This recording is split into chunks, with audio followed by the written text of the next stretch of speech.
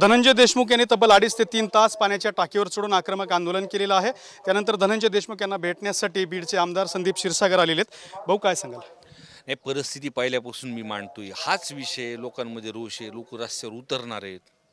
आणि हा पहिला जी घटना आहे की महाराष्ट्राच्या इतिहासामध्ये की ही एका जातीचा विषय नाही, सर्व जाती समाजाचे लोक तुम्ही बघितलं प्रत्येक जिल्ह्यामध्ये, त्यांना कुणाला गाडी द्यायची गरज नाही, कुणाला बोलवायची गरज नाही, ते जाहीर करतात आणि लाखोच्या संख्येने लोक तिथे येतात फक्त त्यांच्या कुटुंबाला न्याय भेटण्यासाठी। हा विषय आणि महिनाभर का लागतोय, मी सभागृहात सुद्धा हा विषय मांडला की जर सभा म्हणजे पूर्ण अधिवेशन संपुस्तर जर अटक नाही झाली तर लोकांमध्ये रोष रस्त्यावर उतरणार आहेत आणि लोक उतरलेत रस्त्यावरती।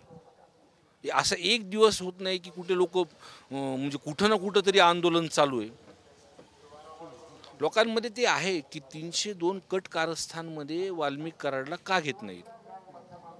आज धनंजय देशमुखनी तीच भूमिका पोलीस अधिकाऱ्यांकडे मांडली आणि ते म्हणतात की मला न्याय भेटत नाही, त्यामुळे मला मृत्यू आलेला बरा, मी मेलेला मी मरतो, अशा स्वरूपाची उद्विग्न प्रतिक्रिया त्यांची होती। किती वेळ लोक धीर धरतील, त्यांचं कुटुंब कसं धीर धरणार?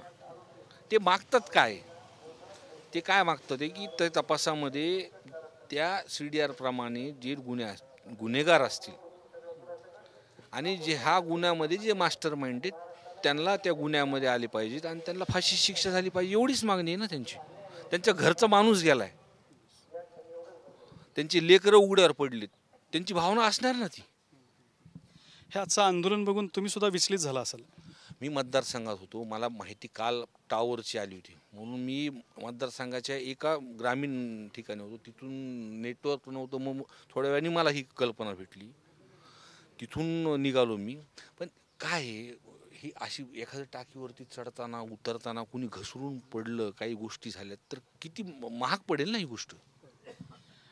प्रशासनाला काय आता तुम्ही काय त्यांना सांगाल? ह्याच्या आधी तर तुम्ही इशारे दिलेत, मोर्चा सुद्धा काढला, हे सगळा तुमचा सहभाग होता, मात्र अजूनही सुधारणा होत नाही तपासात।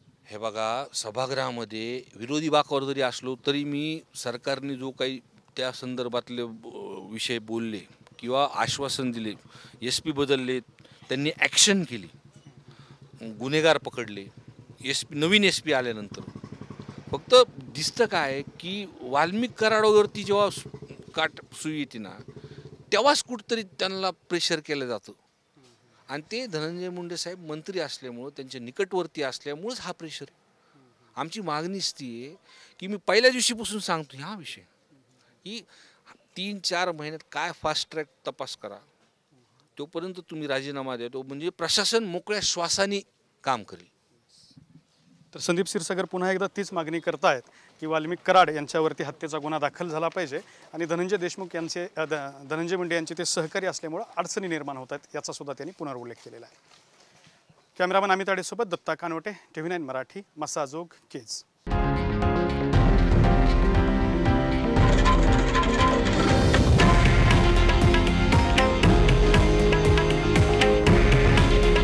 हे आहे देशातील नंबर 1 न्यूज नेटवर्क आणि आपण पाहत आहात TV9 मराठी। काळजी तुमची, हित महाराष्ट्राचं।